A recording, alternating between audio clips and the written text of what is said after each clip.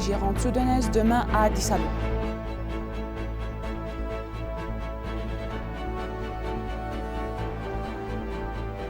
Le ministère du Travail et des Compétences a annoncé que le premier sommet africain de l'emploi organisé par l'Éthiopie a été un succès.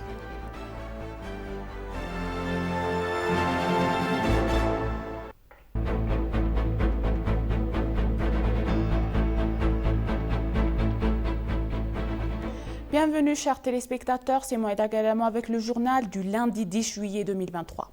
Une réunion se tiendra pour négocier les forces belligérantes soudanaises demain à Addis Abeba.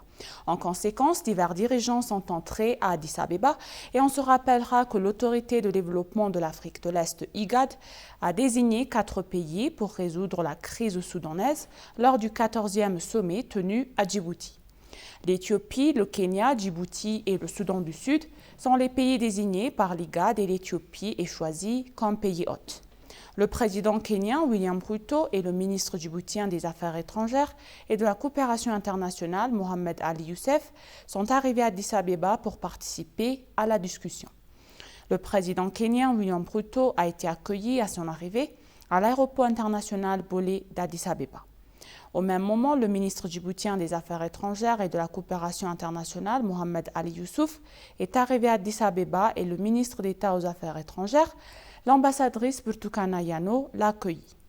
En outre, le secrétaire général du Bureau des Nations Unies des coordinations des affaires humanitaires OCHA, Martin Griffiths, et les responsables d'autres institutions se sont rendus à Addis Abeba. Il a été dit que la discussion qui aura lieu demain s'inscrivait dans cet effort. Il a été annoncé que les représentants des forces combattantes viendraient. On s'attend que les autres participants à la discussion entrent en Éthiopie plus tôt demain matin.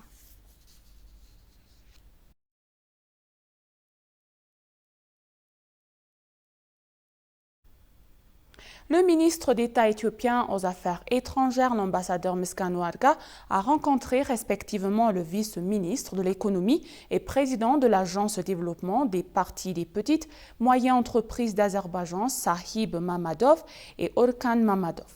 Ils ont discuté des mécanismes de promotion du commerce et de l'investissement parallèlement à l'établissement de liens en entreprise plutôt étroits qui à terme renforceront les relations économiques plus larges entre l'Éthiopie et l'Azerbaïdjan. D'autre part, le ministre d'État Meskanou Arga a eu une discussion fructueuse avec le président de l'Agence d'État pour le service public et des innovations sociales de l'Azerbaïdjan, Elvi Mirazloglu et Mahlediov. L'objectif principal de leur discussion était d'explorer les meilleures pratiques et expériences en matière de prestation de services publics dans le but de les imiter en Éthiopie. De même, le ministre d'État a effectué une visite dans la zone économique franche d'Ala, adjacente à Bakou, et s'est entretenu avec le président du conseil d'administration de l'autorité zone économique franche d'Alat, Valé Aslagrov.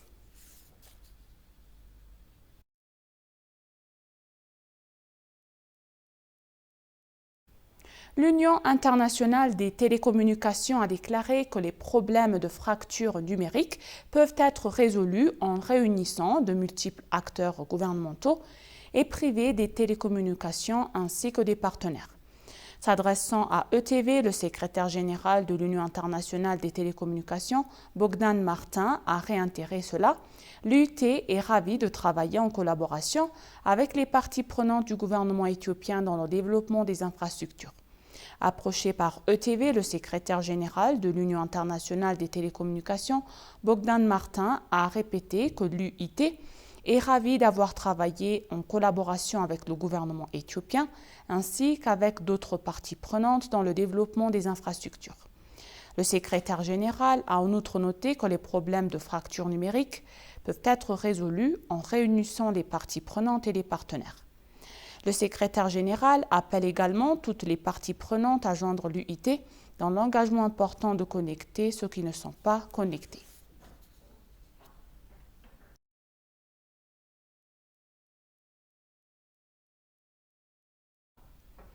La Croix-Rouge éthiopienne a chaleureusement accueilli la demande du gouvernement de faire partie du Conseil de gestion des risques de catastrophe. Deux responsables de la Croix-Rouge éthiopienne et du groupe de surveillance du conseil d'administration de la Fédération internationale des sociétés de la Croix-Rouge et du Croissant Rouge ont rencontré Dr Sheferat Taklemariam, le commissaire de la Commission éthiopienne de gestion des risques de catastrophe. Lors d'une discussion ouverte, l'intérêt et l'enthousiasme communs pour approfondir davantage la coopération entre la Croix-Rouge éthiopienne et les partenaires du mouvement ont été mis en évidence. Le secrétaire général de la Croix-Rouge éthiopienne, Getachew Tha, a pour sa part déclaré son désir de travailler dans le cadre de la nouvelle initiative Conseil de gestion des risques de catastrophe. Il a ajouté que le Conseil et sa société apporteraient son solide potentiel pour son succès. À cette occasion, les questions relatives à l'intensification de la coopération multisectorielle par le biais de plans opérationnels du TID et les mécanismes alignés ont été discutés.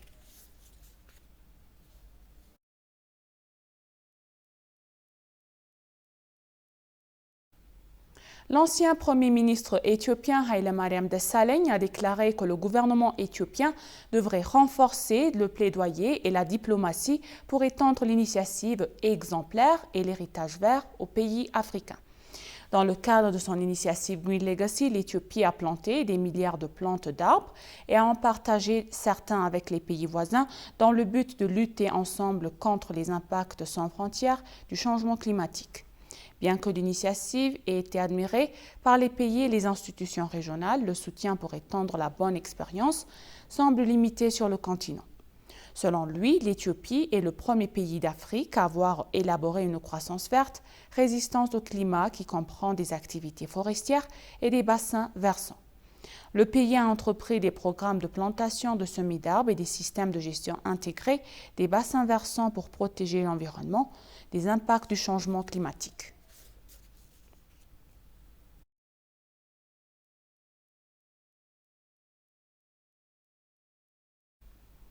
L'Éthiopie a partagé son expérience sur l'intelligence artificielle lors du table ronde des ambassadeurs lors du ALGOL Good for Global Summit 2023 organisé par l'Union internationale des télécommunications à Genève en Suisse. L'ambassadeur extraordinaire et plénipotentiaire représentant permanent de l'Éthiopie auprès de l'Office des Nations Unies à Genève, Gazab Kebabou, dans son intervention, a souligné l'expérience de l'Éthiopie sur le terrain. L'ambassadeur a déclaré qu'en 2020, le gouvernement éthiopien a créé le tout premier institut d'intelligence artificielle mandaté pour fournir des services d'intelligence artificielle basés sur la recherche principalement axée sur 5 domaines majeurs tels que la robotique intelligente artificielle, le big data, le traitement du langage naturel et l'apprentissage automatique et vision par ordinateur. Il a en outre précisé que le gouvernement utilisait principalement l'intelligence artificielle pour l'amélioration des secteurs de la santé et de l'agriculture du pays, des recettes et de la perception des impôts, ainsi que le client chabot pour des organisations de prestation de services telles que les compagnies aériennes.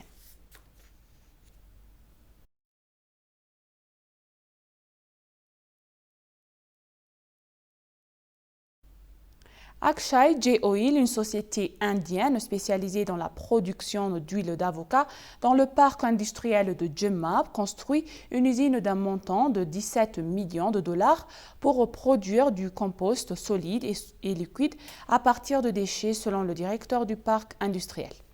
Le directeur du parc industriel de Jemma, Tesfaye Kissa, a déclaré à l'ENA que Akshay J Oil Company aux médias à 4 hectares de terrain et entreprend des travaux de construction dans le cadre de l'expansion de son investissement. L'usine devrait également être achevée dans 5 mois, a-t-il déclaré, ajoutant qu'elle sera utilisée pour les investisseurs entrants, jouant un rôle crucial dans la protection de l'environnement.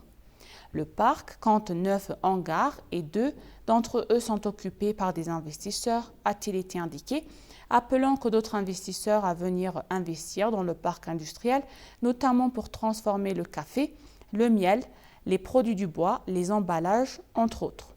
Actuellement, plus de 1000 opportunités d'emploi sont créées pour les citoyens du parc et lorsqu'il sera pleinement opérationnel, il créera 10 000 emplois. Jusqu'à présent, le parc industriel de Jemma a créé des liens commerciaux pour 15 000 agriculteurs.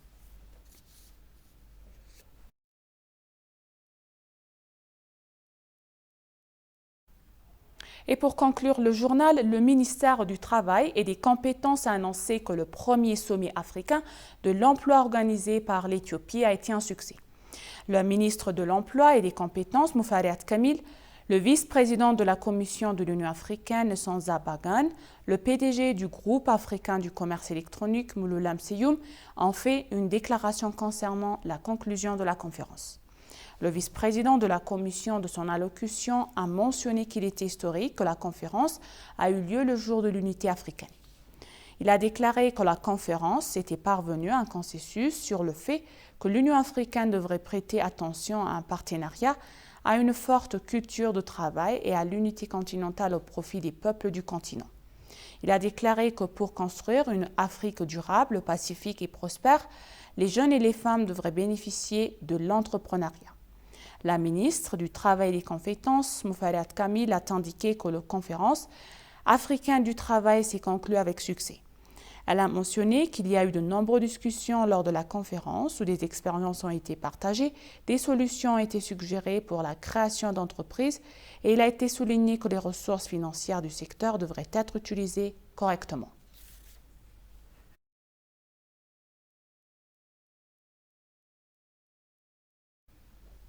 Et maintenant, chers téléspectateurs, je vous rappelle les titres souhaitent une bonne